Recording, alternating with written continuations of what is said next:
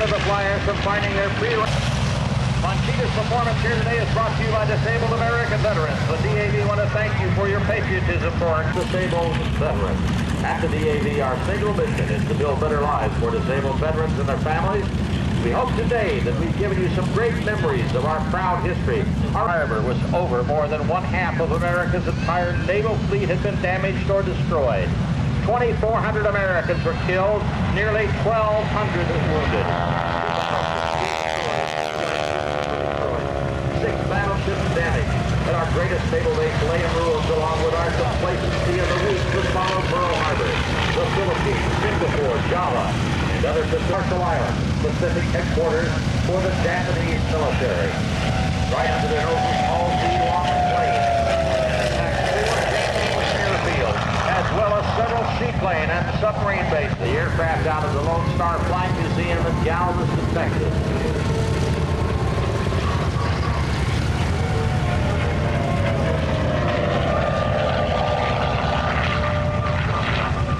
Here comes Stuart Dawson from the back with a victory roll showing 3 enemy Japanese Zero shot down.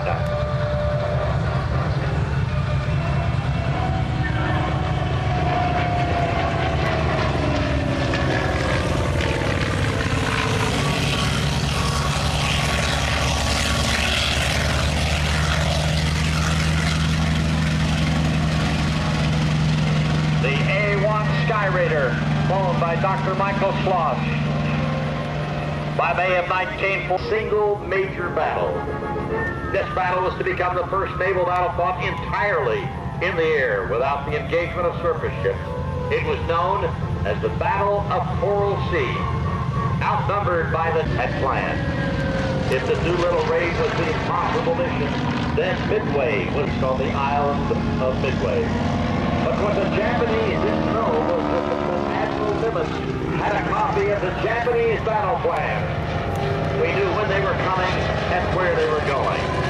American intelligence had broken the Japanese naval, the B-17 Flying Fortress, the P-47 Thunderbolt high overhead, flying cover for them, followed by the B-24. By 1943, American and Allied forces were on the offensive in every single front of the war. And they began the greatest bombing campaign in history. The RAF did it by night. The United States Army Air Forces were in by day. Round-the-clock bombing of German industry with aircraft like the B-17, the B-24 Liberator, the B-25. The Royal Air Force said that daylight bombing was absolute suicide. But General Ira Eager of the 8th Air Force said it had to be done to assure accuracy. The raids were daring and they were dangerous, and sometimes they were very, very costly. Long-range fighters were developed and took over the job of escorting the B-17s and the B-24s that you see. The P-47 Thunderbolt, the jug, fully loaded, weight of 20,700 pounds. The late model P-47 weighed more than the German Dornier T-17 bomber.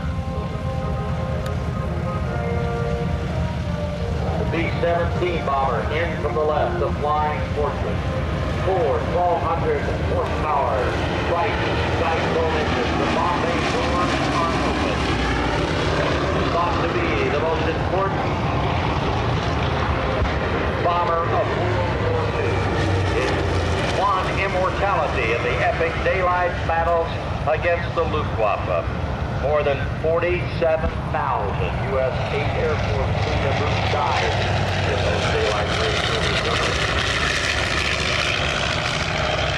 The prototype first flew in 1935, and a total of 12,731 B-17s were built.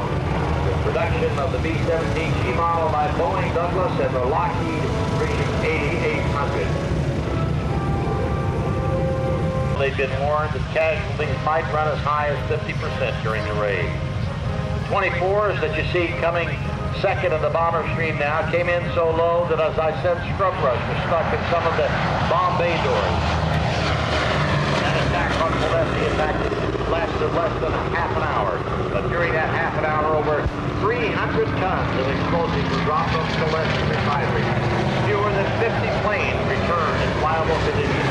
The mission was a success. 40% of Molesky's refining capacity was destroyed. 5 Congressional Medal of Honor were awarded to the pilots and crews who flew that all-important rescue. The B-24 Liberator, a crew of 4 of the 1,200 horsepower Pratt Whitney engines, as opposed to the Wright Cyclones on the Beast and the Transporter. The first prototype made its flight back in 1940.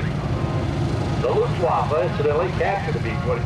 1,200 of them were cranked out of the factories. It was spitting out aircraft 1 an hour.